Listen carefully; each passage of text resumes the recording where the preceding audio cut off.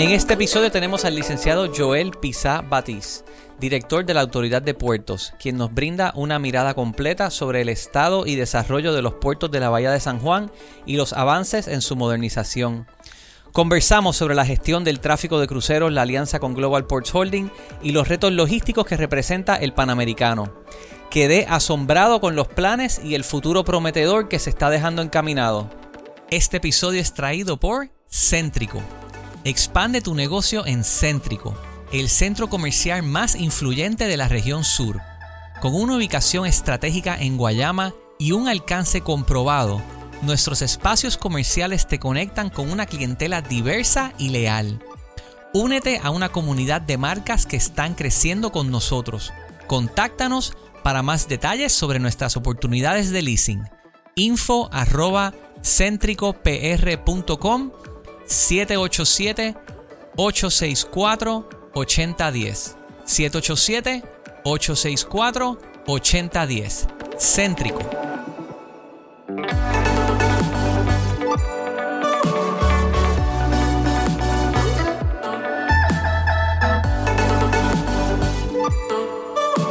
Bienvenidos al Orbital Podcast. Hoy estoy con Fernando y Coral. ¿Cómo están? Buenos días. Muy buenos días. Estamos grabando tempranito hoy. Pero estamos bien, empezando la semana fuerte. Y nos acompaña el licenciado Joel Pizá Batiz. Buenos días, actual Carlos. Director de la Autoridad de Puertos del Gobierno de Puerto Rico. ¿Cómo estás, Joel? Muy bien. Gracias por la invitación, Coral, Fernando. Buenos días, un placer y entusiasmado por compartir y conversar con ustedes unos minutitos. Joel, siempre te sigo en LinkedIn. He visto mucho los anuncios de los trabajos, el esfuerzo, el empeño que se nota que le metes a tus responsabilidades, porque se ve, o sea, lo narras, lo comunicas muy bien. Y como residente de la isleta del Viejo San Juan y Coral también, hemos visto muchos anuncios de futuros desarrollos que se están dando, cosas que se planifican. Y llevo tiempo queriendo conversar con alguien. Alguien me comentaron en una entrevista que tuve con Aileen Vélez Vega, que la entrevistamos sobre los planes de infraestructura con DITOP. Me comentan, bueno, sobre la isleta, quien más sabe, quizás el director de los puertos, y llevo tiempo queriendo hacer esta entrevista contigo, así que gracias por acceder y por estar aquí. No, gracias a ustedes por invitarnos y sin duda alguna esa zona de la Bahía de San Juan y la isleta, hay muchos proyectos encaminados, muchos conceptos, ha variado por varias décadas. En los 90 se le hablaba del Triángulo Dorado, luego en el 2000 2009 hubo otro esfuerzo de Bahía Urbana, así que también dependiendo de la administración y la época, pues los planes se han alterado un poquito, pero ya hay unos contratos firmados, así que sería bueno conversar sobre eso. Vamos a hablar un poco de eso. Primero, y la jurisdicción completa la tienen ustedes, hay jurisdicción compartida, ¿qué responsabilidades caen en ti y qué otras entidades hay que tienen responsabilidad? Antes de empezar a comunicar todo lo que hay firmado, todo lo que se está haciendo, primero quiero entender un poco quiénes son los players. Claro, pues, excelente pregunta. La autoridad de los puertos, bajo la ley de muelles y puertos de 1968, pues es la que tiene el mandato de ley de regular todo lo que es el tráfico marítimo y las zonas portuarias de Puerto Rico. Esa ley permite que se declaren en Puerto Rico zonas portuarias para que Puertos pueda tener más jurisdicción y eso fue lo que ocurrió en la Bahía de San Juan. En la Bahía de San Juan hubo un proceso que requería un endoso de recursos naturales, la Junta de Planificación, voy a simplificarlo, y le dijeron, Puerto, usted es el que regula ahora la zona portuaria. Y es por eso que la Autoridad de los Puertos regula, para la redundancia, ahora todo lo que es la parte del tráfico marítimo. Sin embargo, eso no implica que la titularidad de los terrenos no esté en otras entidades. Como el Departamento de Transportación y Obras Públicas, la Autoridad del Distrito de Convenciones, que es una de las agencias que más terrenos tiene en esa zona, y la Autoridad de los Puertos. Municipios, también nosotros coincidimos con propiedades del municipio, pero en términos de permisos y mayormente las operaciones marítimas cae sobre la Autoridad de los Puertos.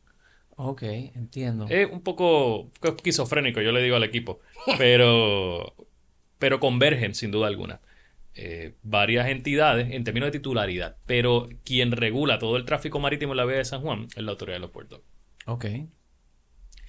Y si hacemos un recorrido de 360 grados en la bahía, así que los invito al Tribunal Federal, Plaza Dársena, y comenzar en los muelles de crucero. Bueno, quizás primero comienza el muelle, el barquito este que es el bus. La paseadora que decían. Ese es el primero allí donde está que hubo un tiempo que no operaron. Sí, la Y Plaza el Coast Dársena. Guard está ahí. Exactamente. Pues, que en términos de planes, ¿verdad? Y proyectos, pues comenzamos con los muelles de crucero. El 14 de octubre de este año 2024 se firmó la alianza público-privada para la privatización de los muelles de crucero de Puerto Rico. Que eso fue un proyecto de P3 por más de 2 años. ¿Y cuál fue el racional de poder privatizar los muelles de crucero? Mira, los muelles de crucero de Puerto Rico se construyeron entre el año 1960 y 1970. Se han hecho algunas mejoras y mantenimiento entre el 90 y el 2000. Ustedes conocen cómo las líneas de crucero cada vez construyen barcos más y más y más grandes. Eso le pone presión a todas las autoridades portuarias para poder rehabilitar y modernizar su infraestructura, porque ya el barco más grande del año 2000 no es el barco más grande del año 2024. De hecho, me recuerdo en un momento dado que bajo Sila Calderón había un muelle. Sí, el muelle 3. Que le decían el Gistro. Pero era. Así mismo era. Giancarlo. Le decían. le- Sí, le decían el. Eso Bueno, no fue sé lo si que puedo le decirlo dijeron. por mí. A ver si la veas que asesora. Pero... Lo digo yo, le decían el Gistro de Sila. Sí, le decían. Porque era Sí. como un Sí. toldo, pero honestamente se veía precioso para mí, Sí, arquitectónico, sí, sí. pero lo tuvieron que eliminar porque Operacionalmente para ciertos barcos para era ciertos complicado. barcos no se podían pegar al muelle. Sí. Ese era el muelle 3 de San Juan. Que es un muelle, que es el muelle que ahora mismo recibe los barcos más grandes, pero como no tiene no tiene un inmueble, ¿verdad? No tiene una estructura, es un muelle solamente, pues solamente funciona para paradas de tránsito. El típico barco que llega a las 5 o 6 de la mañana, los pasajeros se bajan, luego se montan de nuevo y se van a las 5 de la tarde. Pero hacer homeport operations, que es lo más importante, que es lo que más chavo le deja un destino, es donde ese barco comienza su itinerario y lo termina. Y necesitas entonces una estructura donde la gente pueda hacer su check-in, donde la aduana federal CBP pueda hacer su trabajo, donde los taxistas puedan recoger las personas.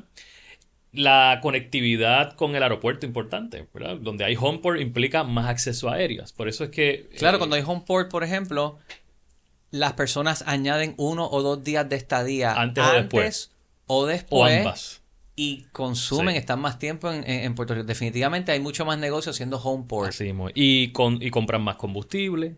Es el lugar donde se reabastecen de comida. Pero Puerto Rico era homeport. Bueno, Puerto Rico, gracias a Dios, por los Tiene- pasados 3 años tienen más de 10 homeports al año.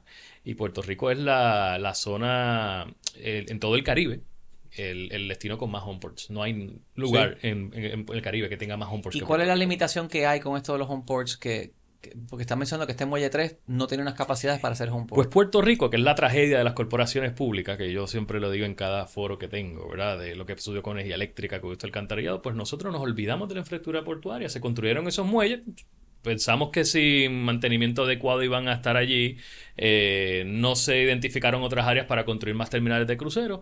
Y Puerto Rico hoy solamente cuenta con los Panamericanos unidos para hacer homeports. Y se le dieron unos contratos a esas líneas de cruceros, a una línea de crucero en particular, donde tiene el preferencial de atraque. Los Panamericanos 1 y 2, eso es al otro lado, Eso es en la Isla zona de Grande. Isla Grande, correcto. Ah. Que fue un error de planificación también, ya que esos temas se discuten en este podcast, porque sabes que solamente tiene una entrada y una salida, que le dicen la calle Muelle, literalmente es la calle Muelle. Entonces, tú tienes el único lugar para hacer operaciones de homeport de barcos de gran dimensión, en un lugar donde solamente hay una entrada y salida, al lado de un aeropuerto, que nos causa muchísimo problema con nuestro regulador federal, y también los Panamericanos no están en sus óptimas condiciones. Todo el mundo que puede ver y camina por allí puede ver, ¿verdad?, el gran anquilosamiento que ha tenido esa zona.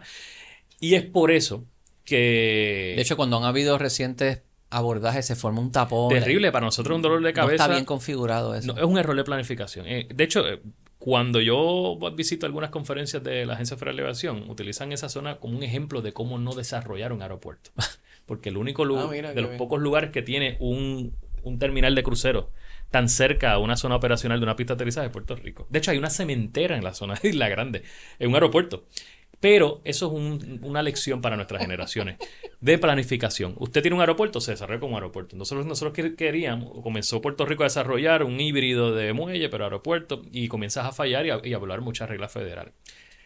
Así que gran parte de mis pasados 4 años han sido cómo ganar credibilidad con la Agencia Federal de Aviación, cómo lograr cumplir con muchas reglas federales que no se están cumpliendo. Así que es arduo. Pero ¿cuál es la solución? Pues mira... La solución obviamente es invertir más de 600, 700 millones de dólares, reparar los muelles existentes, construir un terminal en el muelle 11 al 14, pero sabemos que la Autoridad de los Puertos como corporación pública no tiene el acceso a los mercados y el dinero para hacer esa inversión. El gobierno de Puerto Rico, aunque como sabes se ha reestructurado la deuda, pero vamos camino ahora a una recuperación, pero no tenemos 700 millones de dólares de fondos de los contribuyentes para inyectárselo a los muelles de cruceros y por eso fue que se apostó a un contrato de alianza público-privada con la entidad Global Pulse Holdings, que tiene 28 puertos alrededor del mundo. Y por eso fue que se apostó el capital privado para reparar los muelles existentes y construir un nuevo terminal de crucero. La primera piedra de los primeros 100 millones de dólares de inversión fue hace 2 semanas. Estuvimos allí. ¿Cuáles son los muelles que ahora pasan a Global Ports Holdings que se van hasta el Muelle 1, que es el más cerquita a Plaza Dársena, que es el más pequeño pero el más hermoso, porque los barcos de menor dimensión que atracan allí tienen la Plaza Dársena. ¿Está Tijuana? No, Tijuana está en el muelle 2, donde opera las lanchas de Cataño. Luego si vas hacia dirección a Dársena, le sigue exacto. Si vas hacia el muelle más pegado a Plaza Dársena. Que lo tiene frente a Ochoa. O sea, está Ochoa. Exacto, de frente a Ochoa. Exactamente. Ese sí tiene una estructura. Tiene como el portón. Sí, y tiene una infraestructura para que se pueda hacer home. ¿Por qué sucede? Está cerrado. ¿Está Clausurado. cerrado ahora mismo? Porque según el estudio que se hizo como parte de la alianza público-privado, es un riesgo a la seguridad. Podía colapsar. Y así que Puerto Rico está viviendo una gran necesidad de inversión en la infraestructura portuaria. Así que se va a reparar, con fondos CDBG se va a reparar el muelle 1. Y ya está a lo que eres. O sea, está ya apropiado. Bueno, se está trabajando con vivienda a firmar el Subrecipient Agreement, yo creo que en 40 días más o menos. Porque sí que tenemos el muelle 1, luego está... Que está cerrado. Luego el muelle 3, que no tiene una estructura para poder abordar pasajeros. El muelle 4, que es la joya de la corona también, es ese que está frente a Hacienda. Correcto. Pero ese muelle, aunque sí se puede hacer homeport, pero solamente puede hacer operaciones de homeport de no más de 3,000 pasajeros. Porque las dimensiones que tiene, los pies cuadrados, ya no puede recibir los barcos de más de 3,000, 4,000. El calado, gracias a Dios, está como en 35, 36. Pero sí, es un factor, pero más que todo es el espacio. Para hacer aduana, procesar más de 3,000 pasajeros en el muelle 4 es bien complejo y representa un reto operacional. Es por eso que, de hecho, se logró operar el crucero de Virgin el año pasado y regresa este año al muelle 4, pero más que eso es bien difícil. Por eso que los grandes hacen en Panamericano y están los retos. ¿Cuál es la solución? Que ahora con el concesionario privado se va a construir un nuevo terminal de crucero espero que antes de 8 años, porque en permisología además se va a ir 2 años, con el cuerpo ingeniero, ¿verdad? Todo lo que es permisología en construcciones. ¿Esto sería en el 4, en el 3, en el 1? Eso sería en el muelle 11 y 12. Más por el náutico. Puerta de tierra. ¿Ustedes recuerdan dónde estaba la imprenta del gobierno de Puerto Rico? Que había un cuartel de la policía que está totalmente abandonado. Todo eso se va a demoler. Y ahí va a ser el nuevo terminal de cruceros de la bahía de San Juan. Así que lo que se apuesta con la... ¿Y qué se hace con el 1, el 3 y el 4? Bueno, repararlos. E invertir más de 100 millones de dólares para poder modernizarlo y atenderlo. Luego del descuido de varios años de abandono. Pero primero va lo que mencionaste primero. Ya luego en una segunda fase... La primera fase es reparar y lo que tenemos hoy. Por eso fue que la primera piedra de los primeros 100 millones de dólares que se van a invertir en los muelles existentes fue hace 2 semanas. Así que primero es preservar la poca capacidad que tenemos hoy y luego entonces construir un terminal que va a costar más de 200 millones de dólares. O sea, este terminal, solo para aclarar, es más o menos por donde construyeron los apartamentos nuevos de Bayshore Villas. Correcto.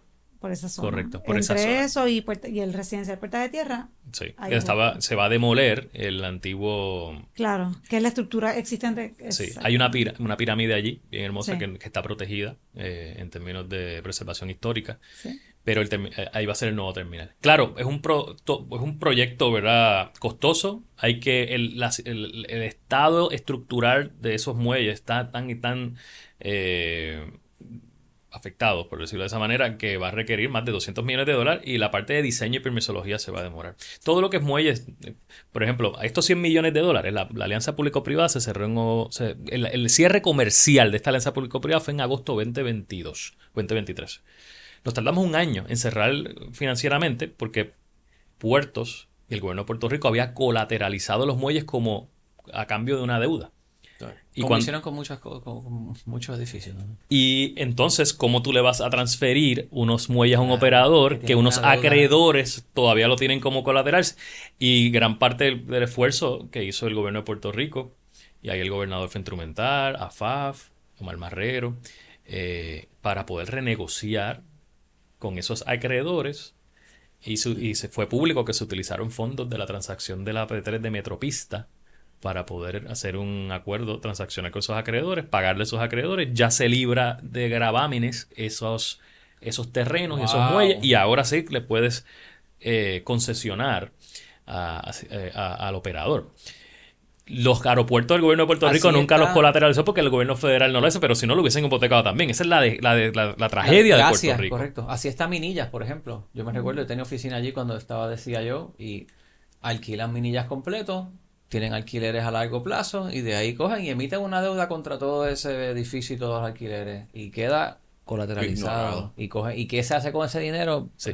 Y ahí yo creo que es la lección para las generaciones futuras, porque todas las autoridades portuarias del mundo emiten sus bonos, colateralizan y tienen sus garantías, no hay problema. Pero es ¿qué tú haces con ese dinero? Exactamente. Porque si los puertos tienen una deuda de $600 millones, y si tú me dices a mí que esos $600 millones lo hicimos para reparar el muelle 1, construir un nuevo terminal, y eso iba a traer más cruceros y te iba a dar ganancia y pagamos la deuda. ¿Verdad? Sana administración 101, como lo hacemos en nuestra casa también. Usted compra, pero si usted coge un préstamo para cosas más operacionales, ¿qué fue lo que era? Yo sé que usted ha hablado muchísimo de estos temas en este lugar, pero lo que quiero decir es que nos olvidamos de los muelles y la infraestructura portuaria en Puerto Rico, a pesar de ser una isla. Yo creo que eso fue un gran pecado que se cometió en Puerto Rico. Es que yo creo que no hay cultura de la industria náutica. No la hay. A pesar de ser una isla, a pesar de que el 80% de lo que consumimos. Y yo creo que eso fue lo primero que me enfrenté. Es cómo podemos levantar capital y modernizar y rehabilitar una infraestructura. Que somos un continente. Sí. Te tengo que decir algo que me has cambiado la perspectiva. O sea, qué bueno que acabas de escuchar esto, porque yo no había escuchado toda esta versión de la historia de esta manera. Mira lo que pasa por mi cabeza. Ese nuevo terminal lo que van a hacer es desarrollar alguna estructura ahí para abrir espacios comerciales y meter más tiendas y socavar un poco los comercios del casco y hacer quizás un poco de desarrollo innecesario en los muelles. Esa era la historia que yo tenía en mi cabeza. Sí. No, y de Estoy hecho equivocado.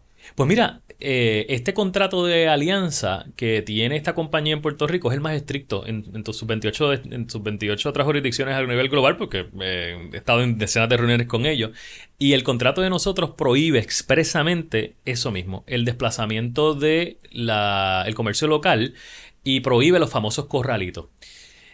Si alguno de ustedes ha tenido la oportunidad de estar en un crucero, no quiero, ¿verdad?, caracterizar a nadie, no voy a mencionar el destino, ¿verdad?, pero sé que ustedes han ido a algún otro destino donde todo está cerrado, todo le pertenece a la línea de crucero, alguna isla privada, algún muelle, porque las líneas de crucero, para aumentar sus ingresos... ellos se han apoderado hasta de los tours que tú te bajas y te das. Hay sus maneras que también hay autoridades portuarias que también, pues el negocio es más bien del operador del muelle, y en nuestro contrato lo prohíbe. Prohíbe los famosos corralitos y exige la integración con el Viejo San Juan, que es el mayor atractivo que tiene Puerto Rico en esa zona, en la Vega de San Juan, para atraer cruceros. Y también crea un comité asesor y le da participación a los comerciantes del Viejo San Juan. ¿A través de Codevisa? No, es a través de un comité que establece el contrato particular, que va a liderar el concesionario. Creo que se han celebrado ya 2 reuniones. Y está en la representación de los municipios, Guaynabo, San Juan, Viejo San Juan, puertos, turismo. Hay una participación, ¿verdad?, en esa zona. Y esto me imagino que, como es una APP, no puede caer en los vaivenes políticos. Sin Correcto, duda eso, alguna. excelente comentario. Al ser un contrato de alianza por 30 años, pues una de las cosas que se le apuesta es esta continuidad, como tú muy bien describes, para gerenciar estos proyectos. Mira, los proyectos de infraestructura que yo como director de puerto y mi equipo de trabajo, que es excelente, una de las cosas que a veces se me hace difícil y quizás comunicar es lo arduo que es iniciar un proyecto de infraestructura y terminarlo. Primero, que va a la parte de continuidad. Exacto. Desde diseñarlo. Primero conceptualizarlo y formularlo. Luego gastarte más de $100,000 diseñando, porque no hay ningún diseño. De hecho, en el JFK se gastaron $56 millones diseñando la nueva terminal. Estamos hablando de cientos de miles. Yo he visto diseños de más. La pista Guadía, $7 millones un diseño. Un diseño de esa naturaleza no toma menos de 7 o 8 meses. Luego tú coges ese diseño y tienes que ponerle una subasta para construcción. Ahí son lo que tú preparas los pliegos, contestas todas las preguntas técnicas, 7 o 8 meses fácil en un procurement. Si nadie te lo impugna, si hay un mal perdedor o alguien que con justa causa entiende que hay que impugnarlo. Y luego entonces firmas el contrato. Luego comienza el proceso de permisología de ese desarrollador. Si estás en el agua, sabes que con el cuerpo ingeniero te vas a demorar. En los permisos del Panamericano se demoraron por el carrucho. En Puerto Rico se encontró el Queen Conch y tuvieron que mitigar. Así que cuando estás en el agua es una incertidumbre. Así que hubo carrucho, se demoró un poco más el permiso. Ya los tienen, ¿verdad? Por eso hicimos la primera piedra, porque ya tienen la permisología y ya tienen los diseños. Pero es bien complejo. A tu punto, sí, es bien importante eso, porque imagina que, como ha pasado en Puerto Rico, una administración adelanta el conceptual, se gastan cientos de miles de dólares en el diseño y viene otra administración y dice, no, eso no es, bótalo, ahora vamos a diseñar otra cosa. Que ha abonado gran parte de la situación en Puerto Rico, ¿verdad? Esa falta de continuidad que las alianzas público-privadas, pues en teoría, pues pueden proveer. Fíjate, me quedé pensando en el comentario tuyo, Giancarlo, de la percepción que tenías de lo que iba a ser esto. Y mencionaste, Joel, anteriormente los proyectos previos históricos que se habían presentado. Y yo creo que tú y yo teníamos esa percepción por Sí. el recuerdo específicamente del Golden Triangle. Sí. Y creo que era con Royal Caribbean, ¿verdad? Que lo que pretendían eran como que construir como una isla Sí, la isla artificial. Sulzona que le decían. ¿no? Ajá. Sí. Y era recrear un mini viejo San Juan Sí. con un en la puente directo al Castillo San Cristóbal para que los turistas no tuvieran que pisar el viejo San Juan, tú sabes, y llegaran directo y podían hacer todas sus compras en ese Que no- sitio artificial que e no irse se y no molestar, mezclaran que no se con- mezcla, tú sabes. con los locales. Pero eso Correcto. fue un, ¿tú te acuerdas de eso? Quizás Sí, por eso es claro. claro, nosotros tenemos como que el PTSD Sí. sí, bueno, oye, de esa propuesta yo creo que eso fue en los 90. de los 90, Sí. ¿verdad? Sí, el Triángulo Dorado fue entre 93 y 98. Exacto. Que eso hubiese sí. sido, o sea, looking back. Sí. Y hubiese sido era bien nefasto. costoso. Claro, Puerto Rico en ese momento estaba emitiendo mucha deuda, ¿verdad? Pero era un proyecto. Bueno, a mí me enseñaron que con ingeniería y con dinero casi todo es posible en la vida, casi todo. Pero sí, no creo que ahora el concepto es integrar más al viejo San Juan, que es el mayor activo. Claro. Y en eso nos hemos enfocado. Pero te digo otra cosa donde tengo PTSD. El acceso. Sí, Sí. la infraestructura vial. Sí. Porque, y no sé hasta qué punto, ¿ves? Tú no llegas a la calle, tú te quedas en el muelle. Pero se habla entonces del desarrollo de todos estos muelles, todos los proyectos que vienen, y no escucho, va a llegar una nueva vía de acceso, se va a expandir el tren que estaba en el estudio que está haciendo DITOP, el carril de la guagua se va a amplificar, o sea, ¿qué va a pasar con Sí. con el acceso? Sí, porque se pierde de vista que Viejo San Juan, o sea, desde los puentes hasta el casco histórico del Viejo San Juan es un embudo, es un cuello largo con una entrada y Sí. dos salidas. Si no se hace nada, el logistical nightmare que hay en el Panamericano para las personas montarse se va Se va a a trasladar Ujú. al otro lado. Sí, no, Simple y sencillo. Y de acuerdo contigo, creo que Puerto Rico ha tenido más educación, está más consciente en los pasados años de la importancia de la infraestructura vial, espacios de estacionamiento en el viejo San Juan, particularmente las operaciones de crucero. Y volvemos un poco al Panamericano, falta de planificación, no entender que cuando tienes un Humper son decenas de taxistas, camiones con contenedores porque hay que llevar comida, alcohol, gasolina, y todo eso como que de alguna manera se subestimaba y es por eso que aún en el viejo San Juan en ocasiones es un reto conseguir estaciones para los taxistas cuando vienen los barcos en el viejo San Juan. Y yo creo que eso ha ido cambiando. Se forma la fila y eso ha ido cambiando poco a poco, a pesar de ser una isla, a pesar de que aquí llegan cruceros hace más de 30 años. Creo que ahora hay más conciencia de las complejidades de estas operaciones. Y el nuevo terminal, por ejemplo, que se va a diseñar en el 11 y 12, pues contempla un espacio de estacionamiento extraordinario y porque no hay nada allí, ¿verdad? Se está diseñando específicamente para esa operación. Pero ahora hay más colaboración entre el municipio de San Juan, Puerto, compañía de turismo. Pero están públicos esos diseños, ¿se pueden ver algo de esos diseños? Porque yo a veces veo... Bueno, de los muelles de la primera piedra que hicimos ahora los 100 millones, sí. De hecho, una condición precedente para cerrar la alianza público-privada era tener los diseños listos. ¿Y dónde están esos diseños? ¿Dónde los te los puedo compartir? Okay. Pero exacto, están accesibles. Pero hay alguna página web. Pues yo no creo que los diseños estén... De la reparación de los terminales.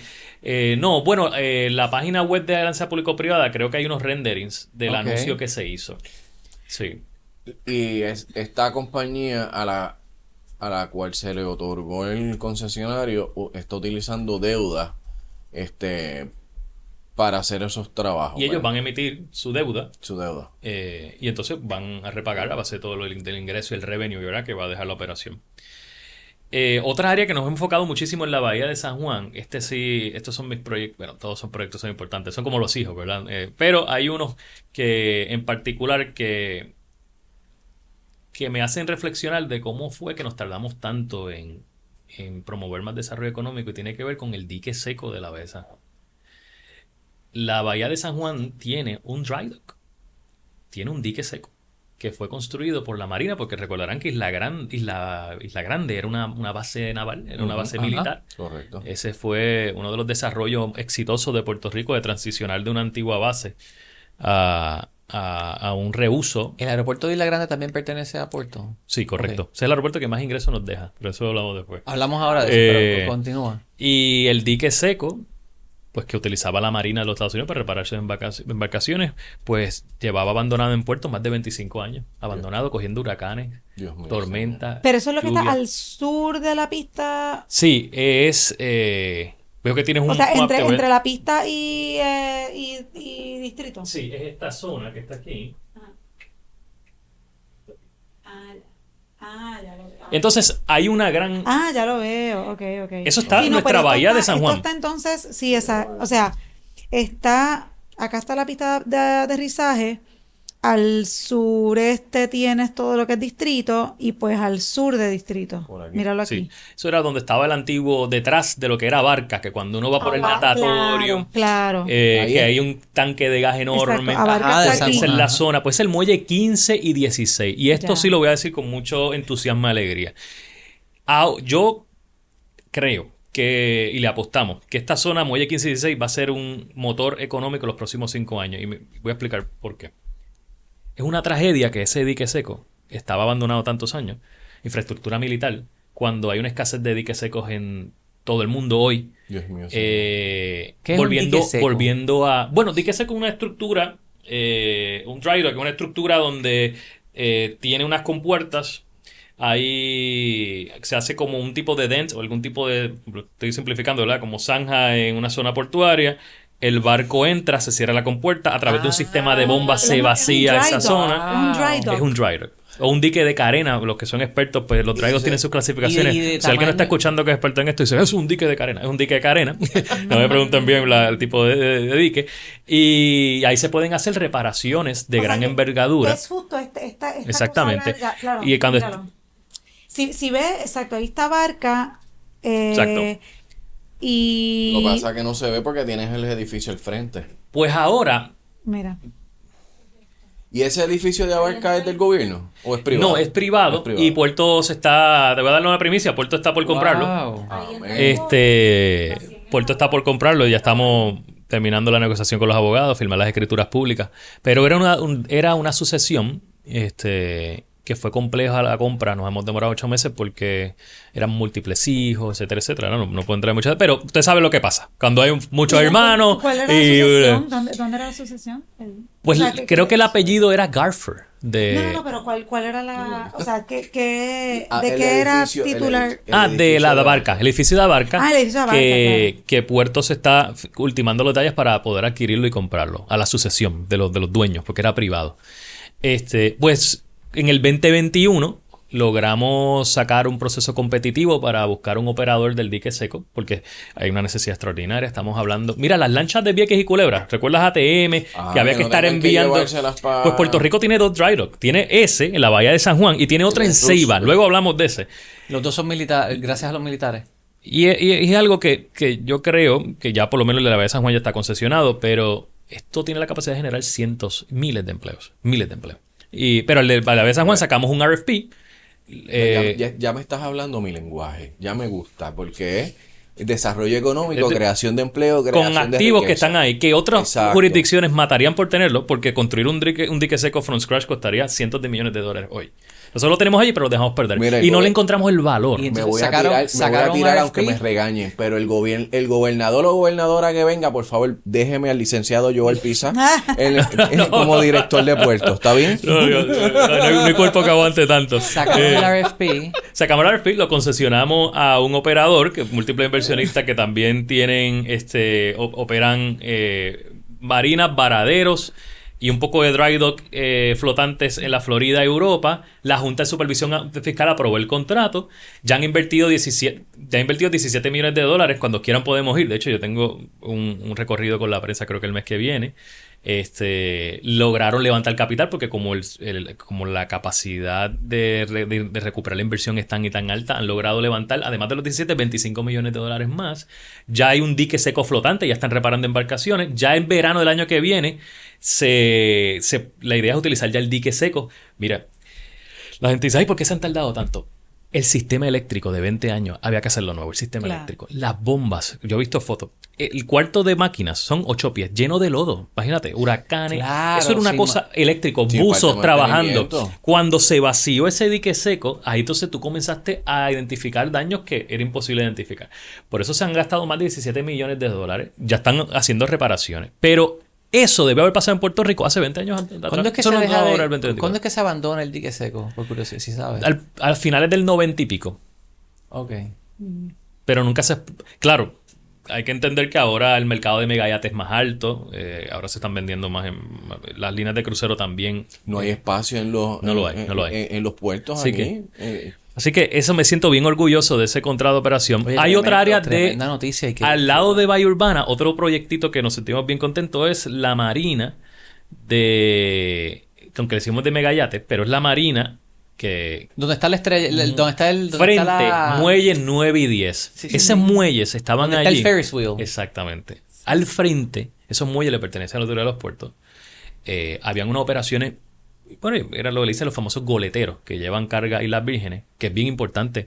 Puerto Rico, y voy a hacer aquí una digresión y un footnote, Puerto Rico es uno de los lugares más grandes de exportación en Islas Vírgenes. Sí. Puerto Rico se envía gran parte del combustible para muchas Islas Vírgenes, productos médicos, gas propano, muchos comerciantes, materiales de construcción. Ocurre en la bahía de San Juan. Nosotros somos el lifeline o la línea vital para Islas Vírgenes, y eso es importante preservar esos muelles, ¿verdad? Que eso después hablamos, ¿verdad? Puerto Rico tiene una tendencia a despreciar los muelles. Entonces, muelle 9 y 10 logramos concesionarlo para hacer una marina que tanta falta hace en el Caribe. Y Safe Harbor Marinas prevaleció en ese proceso competitivo. La Junta de Supervisión Fiscal también aprobó el contrato. Ya creo que están instalando unos posts. Van a hacer una marina para botes de entre 30 a 60 cualquier pies. tipo de bote.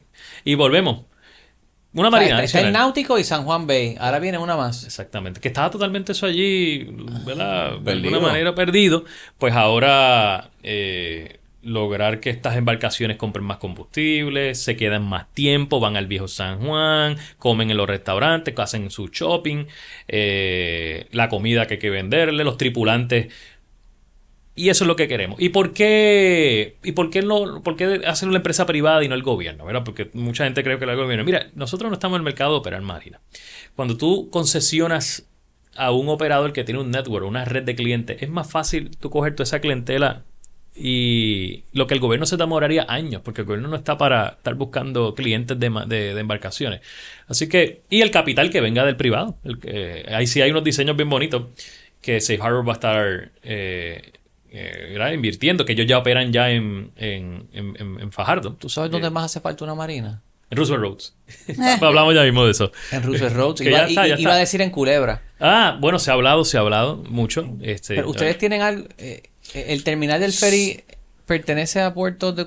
ustedes? Pues mira, Puerto es el titular, pero tiene un contrato de arrendamiento con ATI por 40 años. Y ATI a su vez se lo subarrendamiento a la compañía que opera el sistema de ferries. Que es privada. Que es privada. Que está manejándose muy bien ahora. Sí, correcto. Estuve en el... HSM Ferries. Exacto.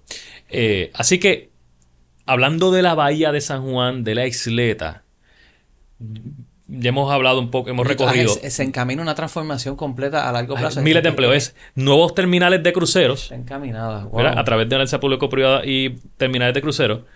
La marina en el muelle 9 y 10. Un dique seco, que es alguna operación más industrial, pero que tiene la capacidad de generar cientos de empleos. Estamos hablando de que eso va a tener una relación con la academia, porque para operar eso necesitas soldadores, personas que trabajan con fiberglass, pintura, y las reparaciones de estas embarcaciones no son $20,000. Exacto. Qué pena que tuvimos que esperar el 2024, pero si algo yo quisiera que cambiemos la mentalidad en Puerto Rico somos una isla. Hay muchas oportunidades de negocio y para sacar gente de la pobreza si la apostamos al desarrollo de la industria marítima. Coral, como sanjuanera y residente de Isleta, ¿duermes tranquila con todas estas noticias? Porque a veces uno tenía nervios y reservas. No. Yo honestamente escucho a Joel y me siento suena bien. que está en buenas manos la... Sí. Definitivamente. Algo que no sé si en tu casa, por ejemplo, tú experimentas esto. Por mi casa hay un muellecito, by the way, ¿De verdad? el de la fortaleza. Sí, Sí, la gente va allí. Eso es público, eso no es privado tuyo. No te equivoques. Bueno, durante la pandemia era casi privado de Giancarlo. Pero se comenta mucho y se habla entre los residentes. Los residentes y los comerciantes del Viejo San Juan cuando la bahía está llena de cruceros, cuando está full, la presión de agua es prácticamente inexistente en el casco del Viejo San Juan. Yo lo viví. Y no sé, esto obviamente no creo que tenga que ver con tu, ¿verdad?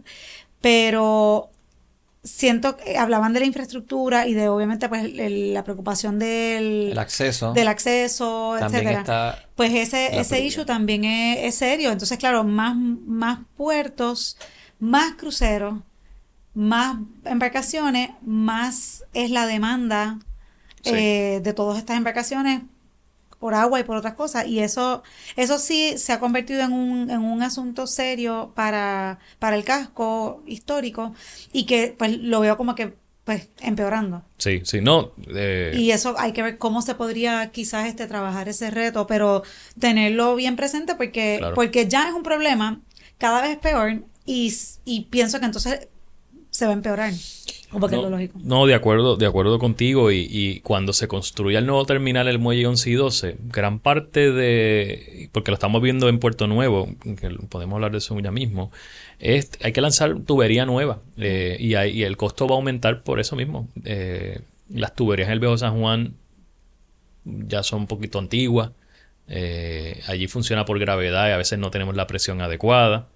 Y muchos de los proyectos que estamos haciendo implican nueva tubería y nuevos sistemas. Está hablando de los nuevos, hay que trabajar con lo viejo, ¿verdad? Que serían los muelles existentes en la zona de Viejo San Juan. Pero yo sé que el nuevo terminal o la infraestructura que estamos haciendo nueva ahora, pues mitiga, ¿verdad? Porque estás haciendo nuevo. Pero sin duda alguna es un reto con lo que tenemos ya, ¿verdad? Con los terminales existentes. Ese yo creo que es el mayor reto. Más que lo nuevo es lo existente. Ya. Sí. Tengo otra... vamos a ¿Ibas a mencionar algo más sobre la Bahía de San Juan o terminamos con...? Sí, quiero hablar un poco del dragado rápido. Ajá, vamos para allá. Y la zona de Puerto Nuevo, donde ese es el corazón selva comercial. Donde Puerto Rico, yo le digo a la gente, si puedo decir aquí, el Costco y el Sam's se llama gracias a esa zona, y los puertorriqueños en ocasiones no estamos muy conscientes de eso. No, claro, ese es el puerto. Y la materia prima para nuestra farmacéutica. Luego podemos hablar de eso. Bueno, dragado de la Bahía de San Juan, la apostamos no solamente a dragar y mantener una profundidad de 35-36 pies, sino el dragado ahora es profundizar aún más y ensanchar los canales de navegación. Hay una barcaza que de hecho sanjuaneros la han visto y me han preguntado a mí, eso está allí, yo estoy viendo burbujas saliendo, aquí están hincando algo, se ponen teorías de conspiración, y yo como que mira, no, a mi entender están dragando eso. Ese es el dragado, se hicieron los anuncios, hubo el primer bucket, en vez de la primera piedra, pues en el agua era el first bucket ceremony, y fue un proyecto que se demoró 10 años en el Congreso. Algo interesante, para poder dragar o canalizar el río, en el Congreso, con el cuerpo de ingenieros, por su naturaleza, son procesos que toman mucho tiempo. Primero, el Congreso tiene que asignar fondos para un estudio de viabilidad y conveniencia. Luego tienen que votar el Congreso y luego tienen que asignar fondos para diseño y luego tienen que votar para asignar los fondos de construcción. Este dragado de la Bahía de San Juan había llegado a la segunda fase de diseño, pero siempre todos los años no había chavos para la construcción. Lo mismo pasó con el caño Martín Peña. Exacto. Y gracias a la aprobación del Bipartisan Infrastructure Law, el BIL, pues se destinaron $117 mil millones para proyectos de infraestructura portuaria en Puerto Rico. El cuerpo de ingenieros recibió fondos para capitalizar más el fondo de dragado y canalización, y por eso es que logramos que el cañón Martín Peña y el dragado de San Juan pues recibiera fondos de parte del Congreso.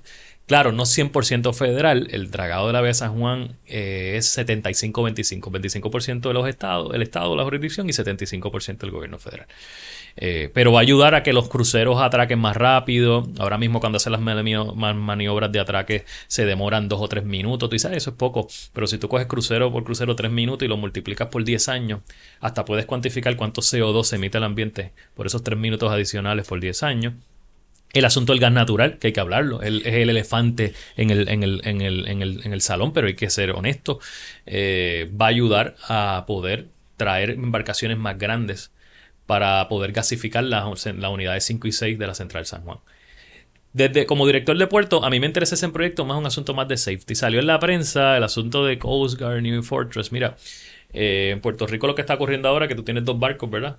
Un barco de gas natural como un storage vessel permanente en el muelle, transfiriendo gas natural a la Central San Juan. Cuando ese barco se queda sin gas natural, viene otro barco, hacen un chip-to-chip transfer, se suplen, se reabastecen y luego sale. Pues cuando esa operación estaba ocurriendo, estaba de alguna manera causando mucha preocupación. El Coast Guard estaba levantando unas preocupaciones de violaciones del canal de navegación. Gracias al dragado, pues vas a poder tener un barco más grande que no necesita estar reabasteciéndose todo el tiempo. Eso es lo que se aspira. Y con la situación energética en Puerto Rico, pues la unidad 5 y 6, los generadores temporeros que están en San Juan, están dando gran parte de estabilidad a la red eléctrica, ¿verdad? Eso es lo que está ocurriendo hoy. Ahí hay 600 megavatios ahora mismo que dependen de esa operación. Cruceros y obviamente pues y también Puertos pagó $4 millones más porque el gobierno federal, el Congreso asigna fondo, taxpayer money del Congreso, es para los canales de navegación federal, pero los muelles de crucero, dragar los muelles de crucero es responsabilidad del Estado. Eso no es jurisdicción federal. Entonces aprovechamos que ya el gobierno federal el cuerpo de ingenieros había subastado este proyecto. Ya la maquinaria iba a estar en Puerto Rico. Uno de los costos más altos en dragar es traer y movilizar toda esa maquinaria, porque no es como otros estados y los grandes lagos en Estados Unidos, que ya hay maquinaria todo el tiempo. Y pagamos $4 millones más para poder dragar los muelles de crucero. Y entonces ahí nos ahorramos un montón de millones, porque hacer un dragado desde cero para dragar muelles de crucero hubiese costado 3 veces más. Así que se están dragando, se está profundizando la Bahía de San Juan, se está ensanchando y aprovechamos que estaba el contratista ahí, le pagamos un dinerito más. Claro, fue 1 año y pico la permisología ambiental. Esto no es como que draga ahí, firma el contrato. El NIPA, la Ley Nacional de Protección al Ambiente, el famoso NIPA process, Es bien, bien, bien riguroso. ¿Qué se hace con la arena que se saca ahí? Excelente pregunta. Porque pensaría que se pudiera usar para replenish playas en otro lugar, ¿o para qué? ¿Qué se hace con eso? Pues se estudió la mejor alternativa ambiental y en este caso hay un Ocean Disposal Site a 2 millas mar adentro. Y ahí entonces se iba a colocar en la laguna, pero tuvo mucha oposición de grupos, ¿verdad?, pro ambiente. De hecho, hubo una demanda en el Tribunal Federal con este dragado. Así que se desistió. ¿Pero por qué hacerlo en la laguna? Había los biólogos, etcétera, decían que si tú podías lanzar un poco de terreno, podías fomentar más y yo no soy experto en este tema, ¿verdad? Pero hablaba de más algas, oxigenar más la bahía, hablaba más de algo de... Claro, pero había una disputa entre científicos de que eso no era correcto, así que se desistió de eso, Se llevó para el trench. Correcto, a 2 millas, pero para que te den el permiso de la EPA para hacer eso, tú tienes que hacer análisis de suelo, de los depredadores, que no te lleves allí con el clamp un depredador y lo sueltes y alteres el ecosistema y pongas ahí un depredador a devorarse. Se tiene que hacer estudio de mercurio de suelo, que ese terreno que tú estés llevando no vaya a impactar. Así que la regulación federal del NIPA es bien arduo. Ya gracias a Dios todo eso se superó, ya está toda la permisología y se está depositando a 2 millas en el Ocean Disposal Site. Para terminar con todo lo que hemos hablado de la bahía, de la isleta, falta algo que me quedé con eso. Mencionaste que es el aeropuerto que más ingresos deja. Isla Grande es el aeropuerto que más ingresos deja. Ok, déjame, sin que diga más nada, te voy a decir por qué. Yo recuerdo yo llevo viviendo en el Viejo San Juan desde el 2009. 9, 10, 11, 12, 13, 14. Yo no recordaba ver tantos jets saliendo como una chiringa para arriba. Cada vez que estoy saliendo de la isleta, yo veo estos super jets saliendo. Hoy día, en los pasados 3, 4, 5 años, saliendo por la Constitución, tú ves estos jets, jets tras jets, entrando y saliendo. Mi pregunta, ¿esos ingresos han aumentado? ¿Cuántos jets hay ahí privados en Isla Grande? Estamos hablando de más de 100,000 operaciones al año. Y hemos visto una correlación con la aprobación de la Ley 2022. Claro. Eso fomentó grandemente la aviación privada en Puerto Rico. Y... ¿Cuántos jets hay allí? Bueno, contarlo está complicado, pero tenemos 2 FBOs, que son las compañías que dan servicios, que han invertido más de $50 millones. Ahora mismo hay unos hangares nuevos de 42,000 pies cuadrados cada uno. $17 millones cada una, inversión privada. Y otras inversiones más. Así que hay más de $50 millones en menos de 3 años de inversión privada allí. Eso es sumado a, separado a lo que está haciendo la Autoridad de los Puertos con los fondos federales, que ahora viene la reconstrucción de la pista de Isla Grande. Ese tema es complejo desde el punto de vista de organización, porque yo sé que quizás no nos queda mucho tiempo, pero hablamos del deterioro de la infraestructura portuaria, ¿verdad? Los aeropuertos exactamente lo mismo. Sí, pero no vendas Isla Grande si te estás dejando... No se puede privatizar. Los aeropuertos no se pueden... Ahí el Congreso de los... Otra, está dejando chavitos al Estado, está bueno. Si eres mudo, explota. No, pero gracias por tu pregunta. Te dije que los aeropuertos no se pudieron hipotecar, por decirlo así, o colateralizar, porque la regla federal lo impedía. Si no, el gobierno lo hubiese hecho, ¿verdad? Seguro. Pues Estados Unidos gracias a Dios, bueno, lo que nos gusta la aviación, es una jurisdicción que es bien celosa con su espacio aéreo. Y hay un programa que se llama el Airport Improvement Program en toda la nación, que es un trust fund de $2 billones que el gobierno federal le envía a los operadores de los aeropuertos. ¿Cómo se nutre? Ese fondo se nutre de un tipo de aportación que cuando tú y yo compramos un pasaje, hay unos chavitos que van para mantener la infraestructura portuaria de aeroportuaria de Estados Unidos. Y a Puerto Rico le llegan por fórmula, a Puerto Rico Aerostar por fórmula, a Puertos y Aerostar por fórmula, que son los operadores de aeropuertos, y también hay unos fondos discrecionales y suplementarios. Pero lo que quiere decir es que hay un programa in place para los Estados Unidos promover y modernizar y mantener la infraestructura de aeropuertos. A pesar de eso, la Autoridad de los Puertos por muchos años cometió unos errores. Y fue que los fondos están ahí, pero si tú no vas detrás de ellos, Es como si nada estuviera pasando. Entonces el FIA te dice, yo no tengo problema, pero tú tienes que, no te van a dar chavos con un cheque en blanco. Tú tienes que decir allí, este es mi proyecto de planificación a 5 años. Tú tienes que tener un plan de mejoras capitales por 5 años, trabajarlo mano a mano con el FIA, adelantar tus diseños, subastarlos a tiempo. Tienes que diseñar, subastar. Cuando la subasta llegue, le dice el FIA, entonces el FIA te subsidia. En nuestro caso es el 90%. Por muchos años eso no pasaba y Puertos tenía rollovers. No usaba el dinero, porque había que hacer mucho trabajo de planificación y diseño que no se hacía. Gracias a Dios hemos recuperado esa credibilidad con el FIA y estamos moviendo muchos proyectos, incluyendo la rehabilitación de la pista de Isla Grande. Un proyecto de $26 millones. El problema, los cierres prolongados. Eso es lo que nos da mucho estrés. También en Ponce va a pasar, porque también la pista está bien deteriorada y más luego de los terremotos que afectaron más la pista de aterrizaje en el aeropuerto de Ponce. Y ahora la pista de Aguadilla, que no sé si pudieron ver en la prensa, que ya está en manos de la Junta de Supervisión Fiscal, que tengo que agradecer a la Junta, ¿verdad?, que se ha portado excelente y han reconocido la importancia del proyecto. Mira, no quiero alarmar, pero si nosotros no hacemos nada, el aeropuerto de Aguadilla va a cerrar en 5 años. ¡Wow! Esos son 6,000 empleos en juego, 1.5 billones de actividad económica, 30% de la carga aérea de Puerto Rico, manufactura que utiliza ese aeropuerto para importar y exportar, porque no se le dio el mantenimiento adecuado a la pista de Aguadilla. Se ha trabajado con el FAA 7 años, una solución. Alguien en Oklahoma dijo, eso es bien fácil, cierra la pista por 5 años, la reparamos y después la abrimos. Dice, mira, pues, ¿verdad? En términos de ingeniería es fantástico, pero tenemos que preservar esos empleos, no podemos cerrar el aeropuerto por 5 años. Así que se habló de construir una pista de aterrizaje from scratch. En Puerto Rico no se construye una pista de cero desde hace más de 50 años. Luego que se construye la nueva, se cierra la que tiene problemas y se repara un poco y se convierte en un taxiway enorme. 7 años tomó la evaluación ambiental y la aprobación ambiental. Ya nos llegó, que voy a enmarcar, es un papelito que lo voy a enmarcar en mi casa porque representa el sacrificio y el esfuerzo y mucho dinero de mucha gente. Hace más de 7 años, otros directores, equipos. Wow. Porque se encontró una depresión en el suelo, se tuvo que entonces mover la pista más al norte, luego se movió la pista al norte, había una subestación de Luma al final que impedía el approach, costaba más caro relocalizar la subestación que mover más la pista.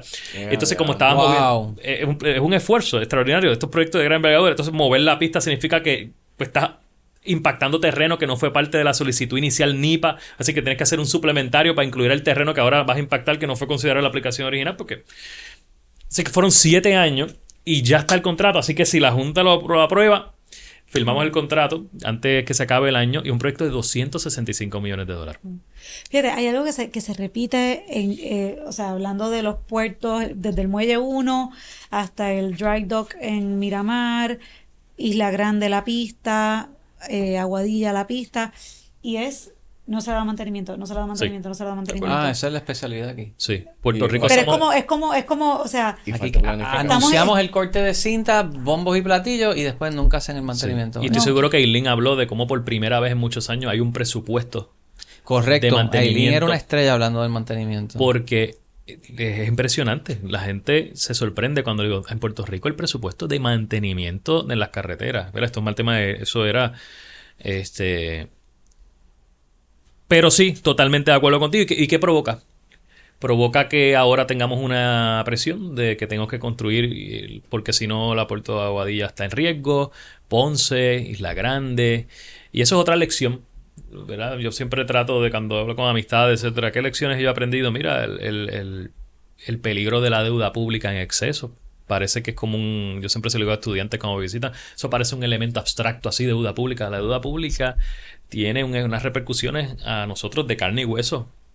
Implica que cuando el gobierno no puede suplir, pues no hay chavo para cuando la nómina, mira, hubo agencias en Puerto Rico que el 80% se ven nómina. Entonces no puedes cumplir el objetivo por el cual te crearon. Puertos, acueductos, carreteras, son corporaciones públicas de infraestructura. ¿Qué problema le atendemos a esta ciudadanía? ¿Qué diseño? ¿Qué plano? ¿Qué subasta? Y eso es infraestructura costosa. Y hay que operarlas con mentalidad de negocio comercial. Esto la gente se ofende. Pero cuando yo hablo con mis homólogos en la autoridad del puerto de Miami, el puerto de Jacksonville, los aeropuertos en la Florida, esos son business. ¿Por Claro. qué? Porque son capital intensive assets. Son activos que el chile de 60 toneladas cuando se daña cuesta 50,000 pesos repararlo. La pista de aterrizaje, estamos reconstruyendo Aguadilla, 265 millones. El gobernador logró conseguir 140 millones de dólares estatales porque el gobierno federal no lo cubrió completo. Y eso, agradecido con el señor gobernador, porque cuesta mucho dinero. Y como cuesta mucho dinero, pues hay que administrarlo.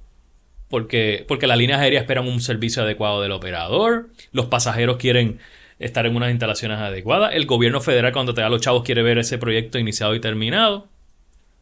Pero si lo que hacemos es subir la nómina a niveles estratosféricos, emitir la deuda y no lo gastar, pues realmente terminamos luego, ¿verdad? Pagando las consecuencias. Y esa es otra lección. Infraestructura crítica tiene que ser operada como un negocio privado. Pero esto es, no significa como para enriquecer. No, es con disciplina. Porque cuesta mucho dinero. Y si usted coge las tarjetas de crédito y las eleva y se gasta su chequecito, ¿cómo vamos a pagar la casa, verdad? Es lo mismo. Nos quedamos sin mucho tiempo, pero tengo una última pregunta. Ok, Roosevelt Roads, mencionaste algo de una marina allí. ¿Hay otro problema? Personas que tienen botes, conozco un amigo que tiene un velero que estaba por venderlo y me dice, mira, no lo pude vender porque el que lo compra no tenía dónde ponerlo. Yo tengo un par de clientes ahora mismo que me están alquilando casas con muelle en Palmas porque en San Juan no hay espacio, en Fajardo no hay espacio para el tamaño. Eso es un issue real. Por eso es que la marina nueva que va para la Bahía de San Juan, muelle 9 y 10 con Safe Harbor, eso va a ayudar a descongestionar esa demanda alta que está. Y Roosevelt Road. El gobernador me dio la tarea de ser el director de Roosevelt Road hace 1 año y medio. Ha sido la experiencia más desafiante para mi vida. He aprendido. Y tengo 5 minutos que me he encontrado. Y creo que tú no lo ves, no te lo enseñan en la escuela, en la universidad, no aparece en la prensa. Primero, que son 7,000 acres aproximadamente. La mitad de los terrenos no son desarrollables. Wow. Eso es lo primero.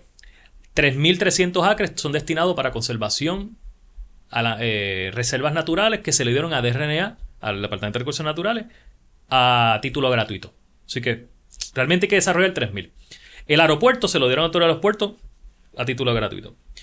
Las 3,400 que quedan, más o menos, desarrollables, no fueron a título gratuito. Roosevelt Road, el LRA, el Local Redevelopment Authority, tiene que devolverle al Navy $16 millones. Mi petición, que yo no voy a estar, mi petición a los próximos gobiernos que vengan es, tienen que saldarle esa deuda al LRA. $16 millones pueden aparecer. Porque el Navy no nos regaló esas tierras. Así que ya hay un gravamen de $16 millones. Que según el contrato no se comienzan a pagar hasta que se remedie ambientalmente. Esa es la segunda vez. El impacto ambiental que hay allí. Que son los famosos SMUs, que son los Solid Waste Management Units. Yo no sabía eso hasta que llegué allí. Los Solid Waste Management Units. Son lugares donde, y hay un mapa, son decenas de SMUs. Porque hay balas, hay una bomba. Porque eso era la base naval más importante de casi del este de los Estados Unidos en medio de la Guerra Fría, lugares de tiro, range, de práctica, y entonces hay un mandato congresional de que tienen que remediar eso. ¿Pero a quién le corresponde remediar? Al Navy, y entonces el Navy contrata a la EPA. A diferencia de Vieques, en Roosevelt Road sí hay un mandato congresional porque la base fue cerrada bajo el Base Closure Act, que no Vieques. Así que Vieques, si hay una lucha, tú lo ves todo el tiempo en la prensa, que limpien. A diferencia de Vieques, Ceiba sí tiene un mandato congresional de mitigar. Pero ven acá, ¿por qué Ceiba sí, Vieques no? Porque la manera del Joint Resolution, que cuando se cerró la base en el 31 de marzo del 2004, fue bajo ese ordenamiento jurídico, bajo los parámetros de esa ley que sí exige al Navy. O sea que cuando cerró Vieques eso no existía. Bajo Vieques no fue bajo ese estatuto. Ya. Y el mandato congresional está supeditado a que nosotros, el gobierno de Puerto Rico, le paguemos los 16 millones al Navy. No, ellos van a remediar y la obligación de empezar a pagar los 16 millones de dólares cuando termine la remediación. ¿Y ellos cuándo empiezan? O sea, según el calendario, pero como en el Departamento de Defensa, que tiene $700 billones, el fondo para mitigar, yo creo que es el último line item del presupuesto, debe tener el 2030 aproximadamente. Así que ya hay unas áreas ya mitigadas. ¿Cómo uno va al Navy? Ahora, el Navy, cuando tú le dices que tienes un desarrollo, pues prioriza, ¿verdad? Porque ellos quieren recibir el dinero. Así que a ellos les conviene que comience el desarrollo económico allí. Ese es lo segundo. Hay un impacto ambiental terrible. Tercero, aunque la base cierra en el 2004, Puerto Rico no recibe las 3 parcelas grandes, los 3,000, hasta en el año 2012 y 2013. ¿Qué pasó entre el 2004 y 2012? El Navy estaba intentando vender las tierras por ellos mismos y no pudieron hacerlo. Así que cuando dicen, no, que eso lleva casi 20 años, un poquito de 10 años, pero realmente Puerto Rico no tenía la titularidad, la injerencia sobre esos terrenos hasta el 2012 o el 2013. Pero siempre se atribuye que es 2004, ¿no? De hecho, el Navy estaba tan molesto con el gobierno de Puerto Rico que ellos querían venderla, porque ellos no querían irse. Esto fue un asunto político, recordarán, etcétera, etcétera.